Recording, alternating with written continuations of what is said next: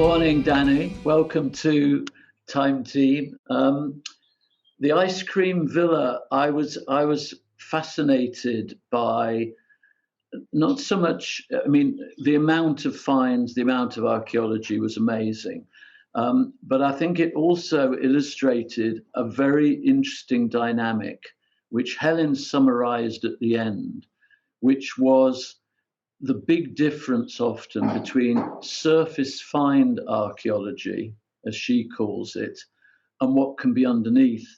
And you, because of your involvement with the Portable Antiquities Scheme, I think must be quite familiar with this idea of somebody has got a field, they find all these bits and pieces, and therefore assume that underneath it is going to be something large, fantastic structure, and all the rest of it.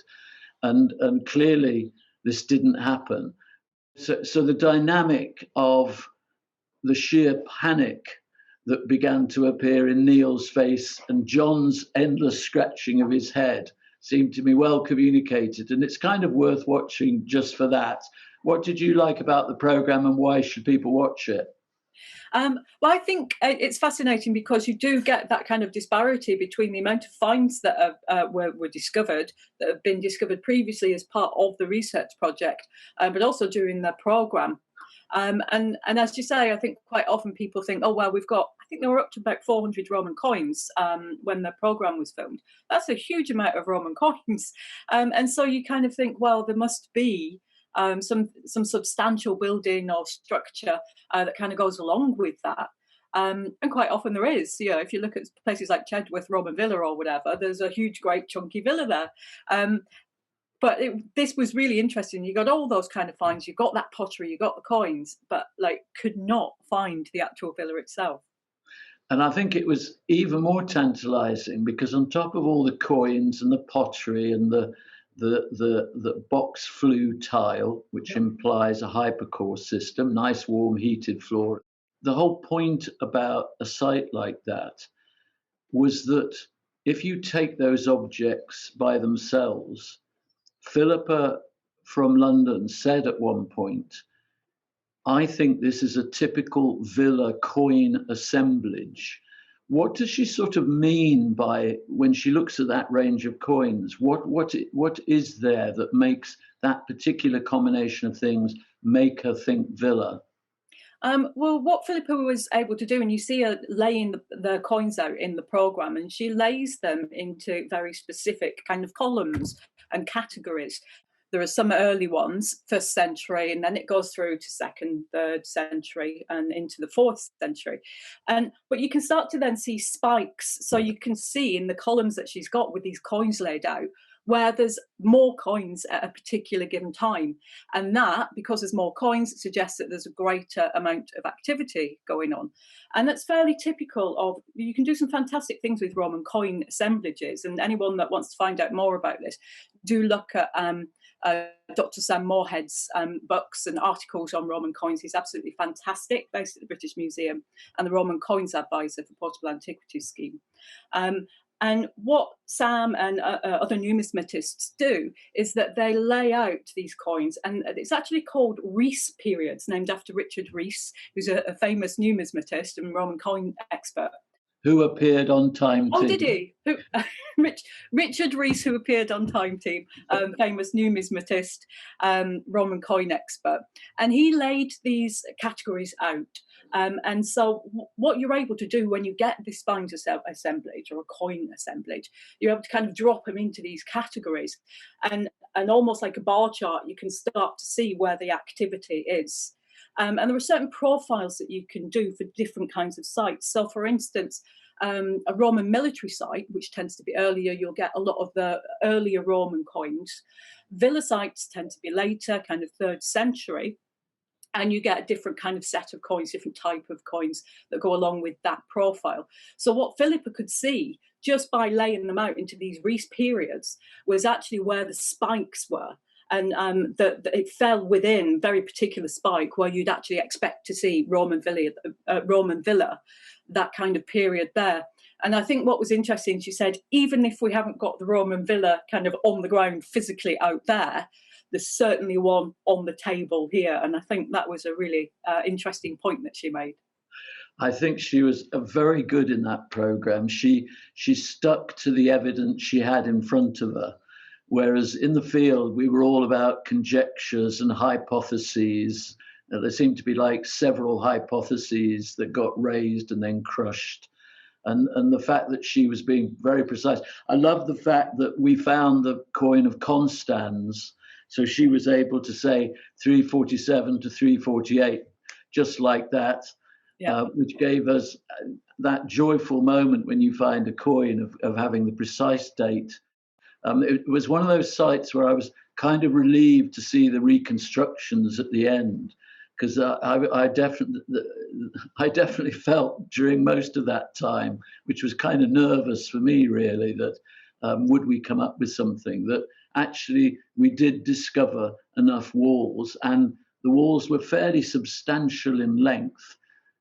Thanks largely to, I think, John's work, Phil's work, Ben's observation about the yellow clays.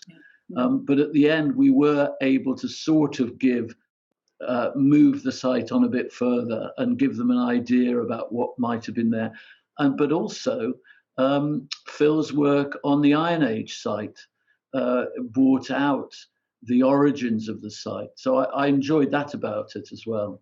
Yeah, you often see that with Roman settlements, is that there's a continuation going from the Iron Age, which is pre-Romans, going through into the Roman period. You quite often get that kind of mix. And I suppose what that is, people going about their everyday life in the Iron Age. And then, you get the Roman invasion and things gradually become Romanized. And you're building in the same place, you're rebuilding buildings. And why not? Because you would normally choose to settle somewhere for obvious reasons, like there's a good water supply or it's fertile ground. And you're not going to then decide, oh, well, we're Roman today, we're going to build it somewhere else. You choose the same kind of area that has already been settled in. And I think that was a really good example. You've got this Iron Age roundhouse, but then you've also then later got this Roman period villa as well, and all the finds associated with it. And finally, I think that I would also be interested to do a little bit more work on Stuart's idea of a Roman road link. I'm kind of used to Stuart, working his way across a map and sort of suddenly seeing a set of hedges which all apparently lined up. It would have been lovely to potentially put a cross section across that somewhere, just to confirm, to see if it had got some of the classic elements of a Roman road, or maybe the villa wasn't important enough to have a big proper Roman road. But I think I'd have liked a bit more from that. But overall, I think it was a fascinating site. And as I said earlier, Helen's point about the contrast between surface remains in archaeology and what may be left underneath after it's been ploughed out, or 1,000 years of activity have gone on the surface, and what's there, I think was fascinating. And in the end, I think that made that a very worthwhile site. So, sorry, Tim, can I just say, I think it actually makes a really good point to emphasise why all archaeological finds should be recorded as well, because sometimes people think, oh, well, I've just found it in a field, does it really matter, is it really important? But I think this is a really great example of actually by being able to build up that finds assemblage, carefully logging where it's all come from, we were able to sort of build up the picture. So even though we didn't find, well, we found some walls, but it wasn't we didn't trip over this huge Roman villa. But being able to look at the coin profile and the other artifacts that were discovered, we're able to actually say, yeah, we know that this is a Roman villa because of the style of finds that we've got. And it's only by recording finds found in fields that we can start to put these assemblages together. And so it's really important, particular with Roman coins in particular, to record every single Roman coin, even if it looks like a little bit of rubbish. Because quite often I think people are tempted, they find a nice big shiny Sestertius, they'll get that recorded. Whereas with what they tend to call grots, the smaller ones, they think, oh well, I find these all the time.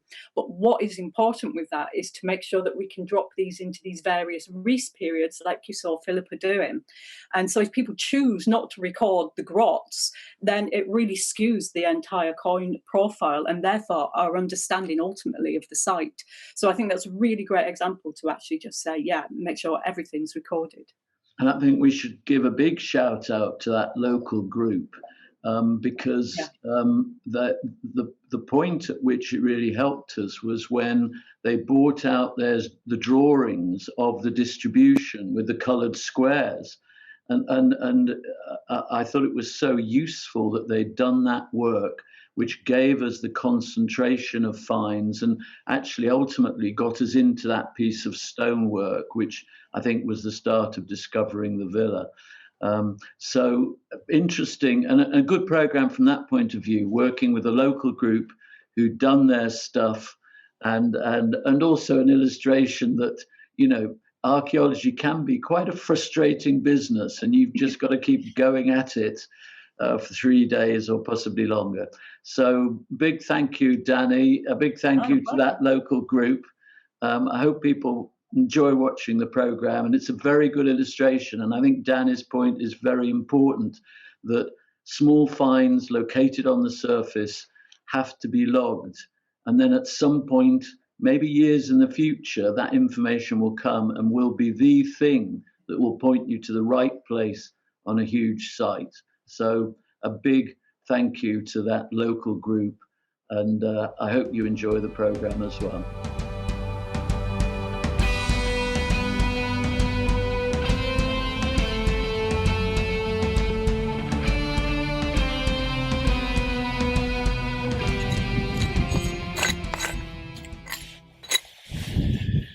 We can't do any of this work without you, so please subscribe, back us on Patreon, and make sure that Time Team comes back again.